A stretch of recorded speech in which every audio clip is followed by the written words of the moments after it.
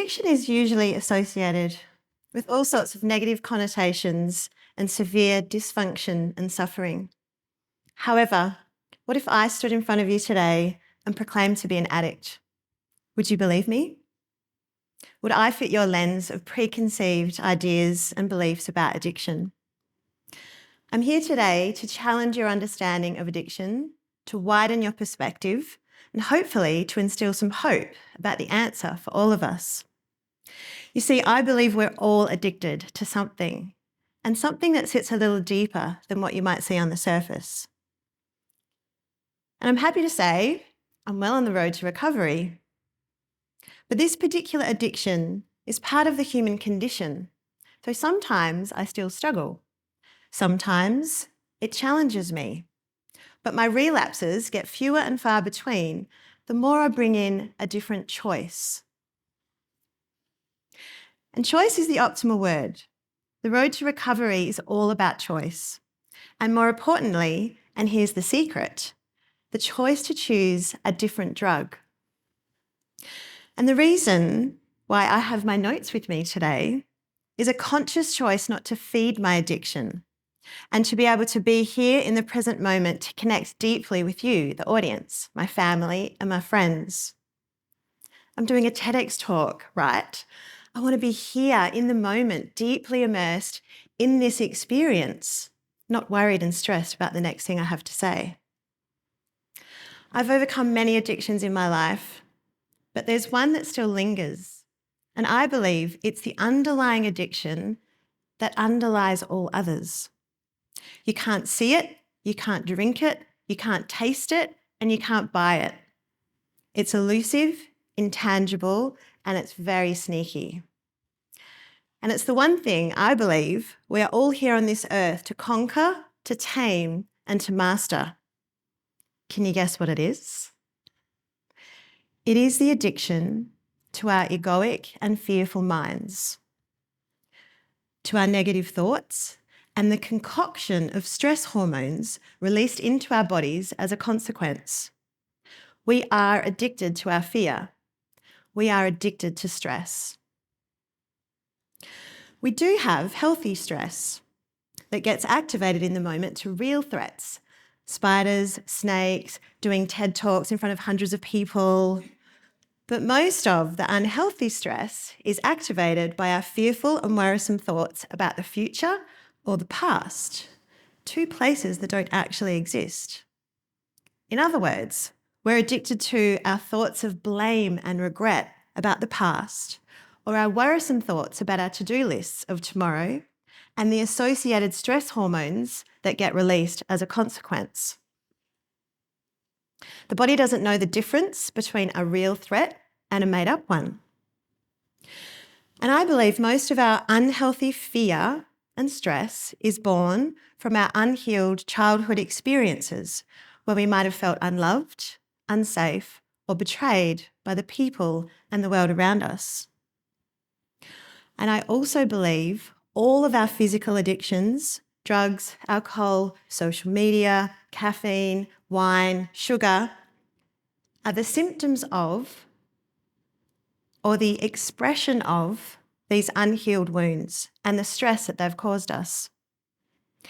Now, I know this because of my own personal experience and struggle with alcohol in my 20s, but also from my previous 15-year career as a drug and alcohol counsellor, and now from my current role as a mentor and teacher for coaches and other space holders, teaching them about addiction.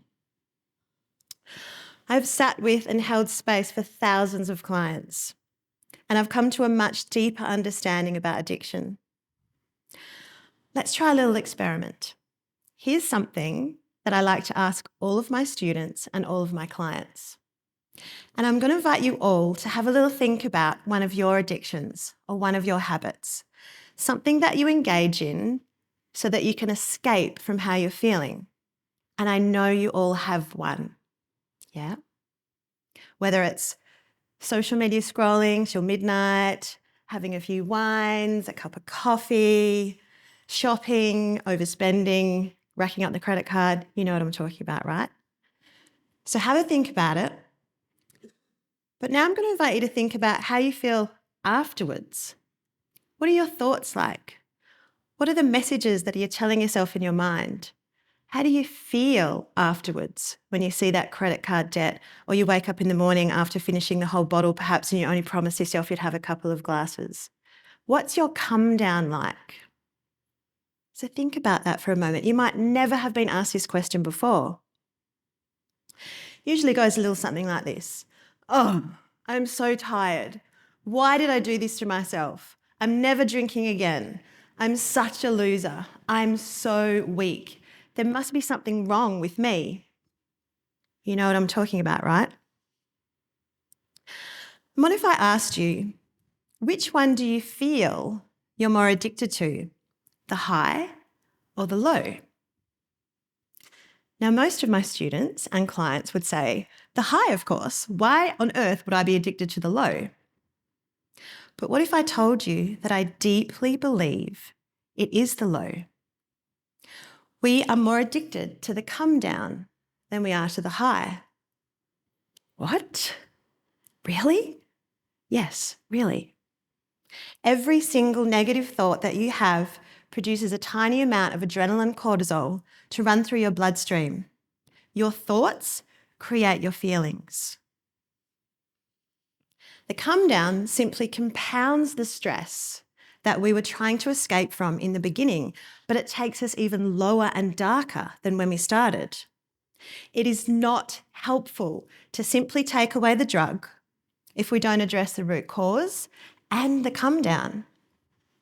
I feel we're just engaging in the high simply to get a deeper rush of adrenaline and cortisol. I see the external addiction as more of a launching pad, like a 10-metre diving platform that you climb up simply to escape the stressful life. But on the way down, we dive much more deeply into our powerful, negative, stress-induced thinking. Mind blown, right? I hope so. I was too when I discovered this.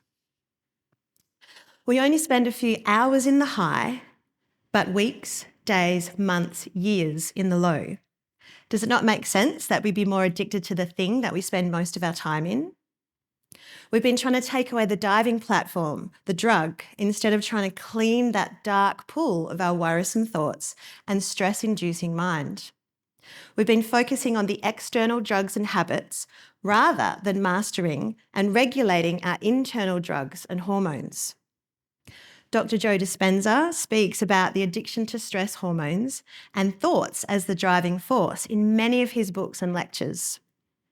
You have the ability to choose different thoughts in order to activate different drugs within you at any time you like. So if you could choose, how would you choose to feel? Happy, I'm guessing. But we have to reduce our stress first. And how do we do that? We have to increase a sense of trust and safety. We have to feel trust and safe before we can lean into happiness, right? Is there a substance within our bodies that can elicit trust and safety? You bet there is. It's called oxytocin, the love drug.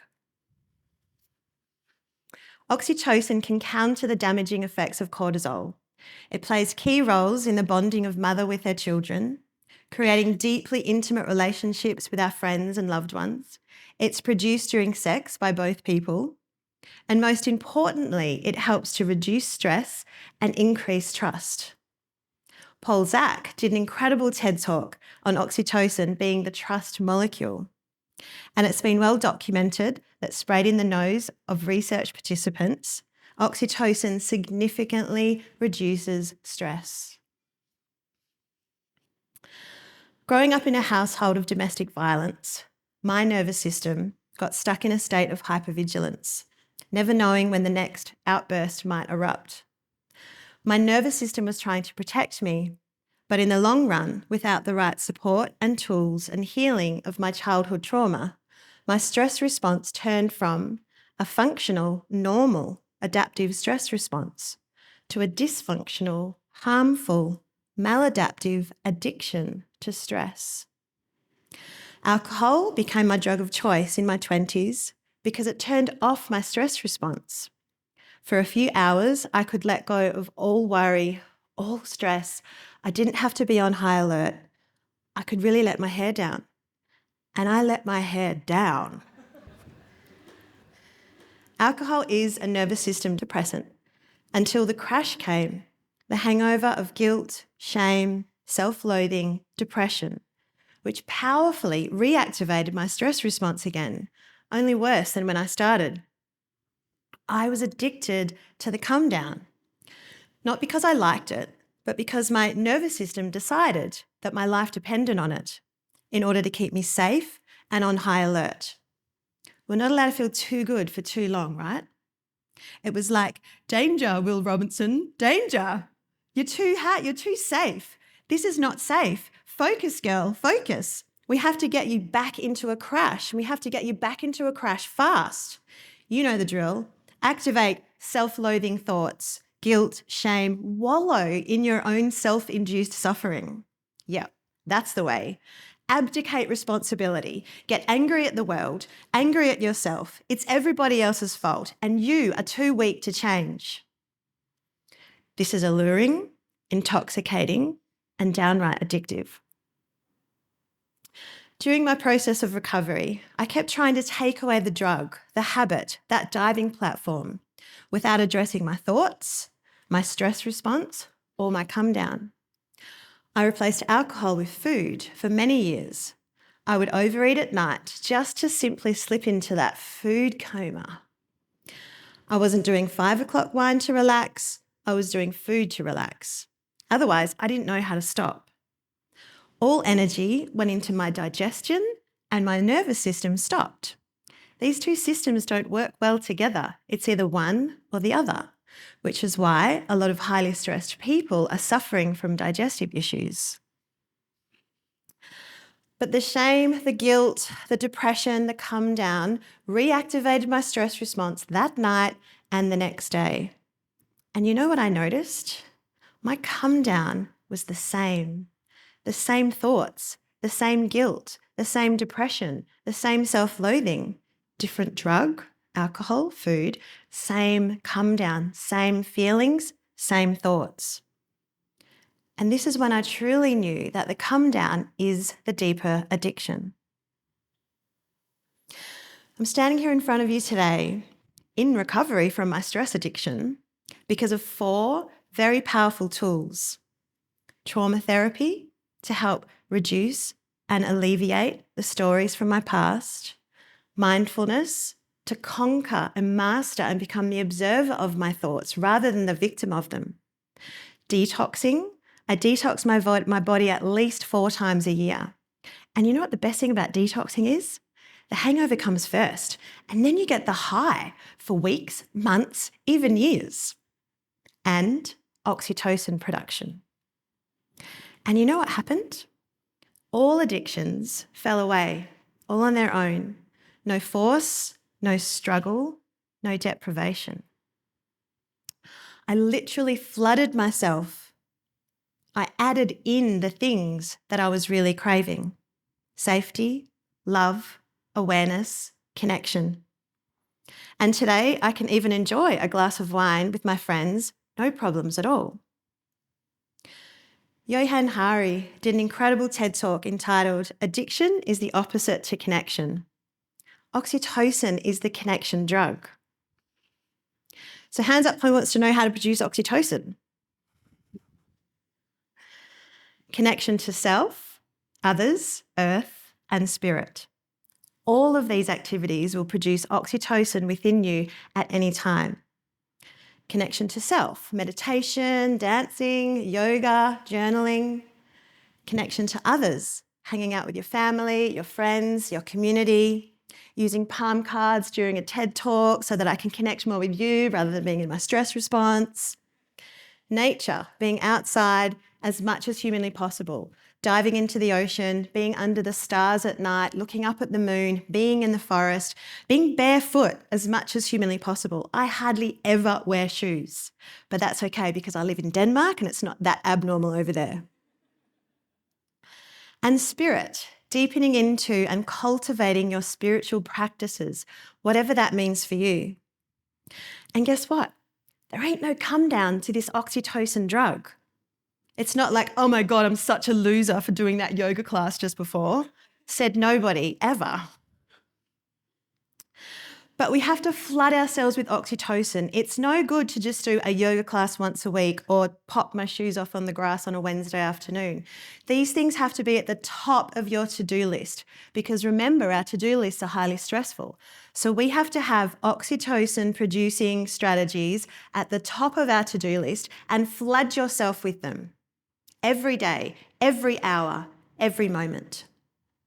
If we consciously add in activities that don't have a come down, we can train our brain to think differently, more positively, more love and compassion for ourselves. We replace the inner critic with the inner carer. If we shift our focus from the external drugs and behaviours and focus on teaching everyone how to harness the power of our own minds in order to activate different drugs from within, we might just be on a very powerful recovery strategy for all of us. Recovery is about adding in. It's never about taking away.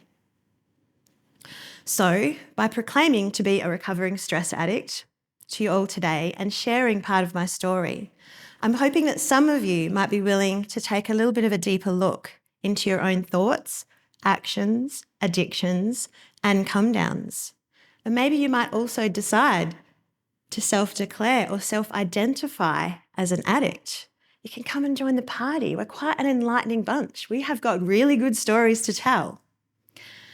Addiction is not a dirty word, more part of our human experience that I believe we're all hardwired to experience. But you know what? Low level or high level constant stress is a major contributor to many acute and chronic illnesses.